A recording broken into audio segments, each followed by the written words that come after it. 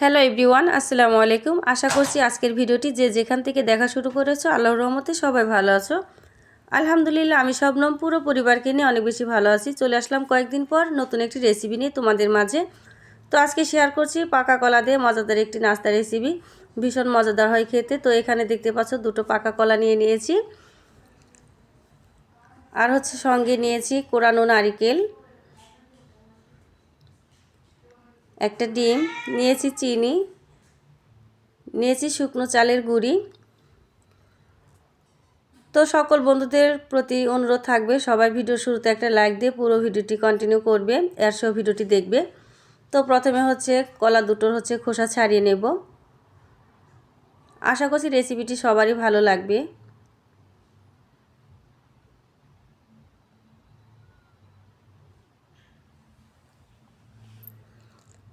এবার কলা দুটোকে লম্বা লম্বা করে স্লাইস করে নেব।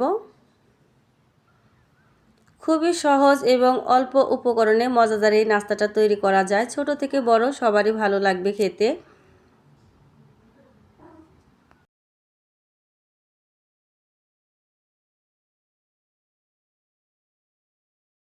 একটু বাঁকা করে করে স্লাইস করে নিচ্ছি।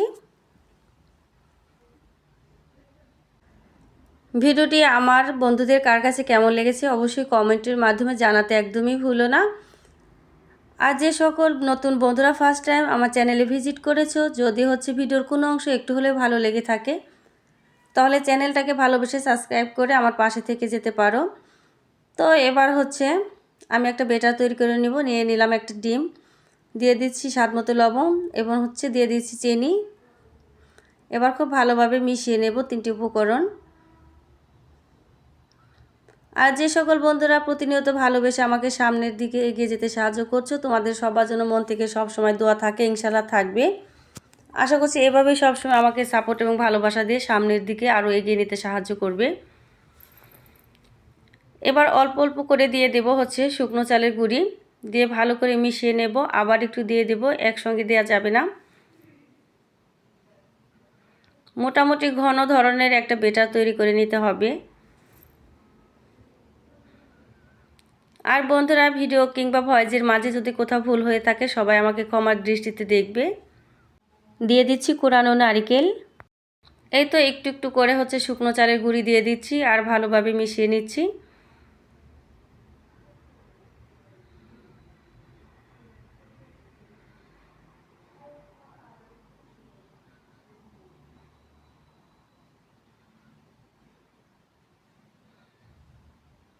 তো দেখে বোঝা যাচ্ছে বন্ধুরা কতটা ঘনত্ব হয়েছে। এবার এই বেটারের মধ্যে দিয়ে দিচ্ছি অরেঞ্জ ফ্লেভার। এতে করে কলার যে একটা গন্ধ থাকে সেটা অনেকটাই কমে যাবে, খেতেও ভালো লাগবে। আবারও খুব ভালোভাবে ফেটিয়ে নিচ্ছি।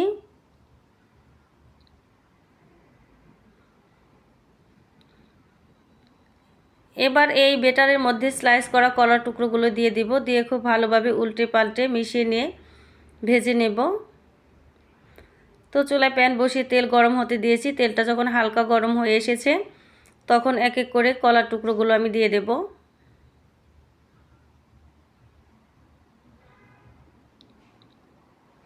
তেলটা খুব বেশি গরম করে দেওয়া যাবে না, না হলে ভালোভাবে ভাজা হবে না, পুড়ে যেতে পারে। তো হালকা হিট হলেই কলাগুলো দিয়ে দিতে হবে। খুবই অল্প সময়ে অল্প উপকরণে মজাদার এই নাস্তাটা করা যায়, খেতেও কিন্তু দুর্দান্ত হয়।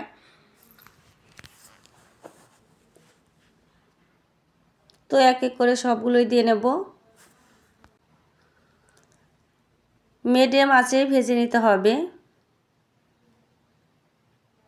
তো এক সাইড ভাজা হয়ে গিয়েছে, এবার একটা কাঁটা চামচের সাহায্যে উল্টে পাল্টে নিচ্ছি।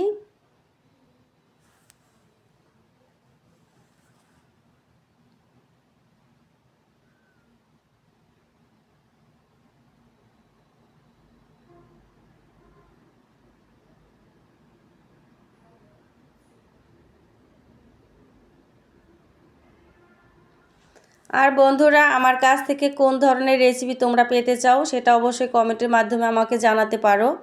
আমি চেষ্টা করব তোমাদের পছন্দের রেসিপি নিয়ে হাজির হওয়ার জন্য।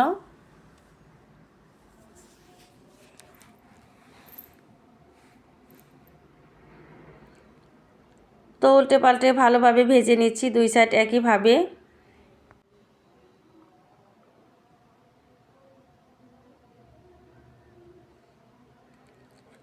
এই তো সবগুলো ভেজে নেওয়া হয়ে গিয়েছে, এবার তুলে নিচ্ছি।